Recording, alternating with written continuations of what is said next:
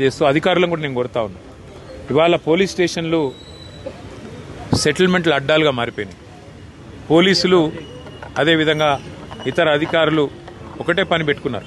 కాంగ్రెస్ నాయకులు ఏం చెప్తే అది చేయాలా అన్నట్టుగా విచ్చలవిడితనం ప్రదర్శిస్తూ ఉన్నారు. ఇది మంచిది కాదు. రాజకీయాల్లో గెలుస్తాము ఓడతాం. మేము కూడా 10 ఏళ్ళ అధికారంలో ఉన్నాం. కానీ గింత లేకి పనులు గింత చిల్లర పనులు ఎన్నడూ కూడా చేయలేదు. ఇకనైనా ఇలాంటివి కాకుండా ముఖ్యంగా ఎక్కడైనా కంప్లైంట్ వస్తే కుంటయ్య గారు కంప్లైంట్ చేసినారు, నాకు రావాల్సిన డబ్బులు ఇవ్వకుండా నన్ను సతాయిస్తున్నారు. ఉల్టా ఆయన మీద కేసు బనాయించారు. అంటే ఈ రకమైన వేధింపులు, ఈ రకమైన సివిల్ మ్యాటర్లో కూడా పోలీసులు దూరడము, సెటిల్మెంట్లకు ప్రయత్నం చేయడము, ఈ రకంగా అరాచకం చేయడము ఇది ఎంతమాత్రం మంచిది కాదు. నేను ఏ ఒక్కరి మీదో నేను విమర్శ చేస్తలేను. ఇది ఈ రోజు కుంటయ్య గారికి జరిగింది, రేపు ఇంకోరికి జరగవచ్చు. కాబట్టి ఇది మంచిది కాదు.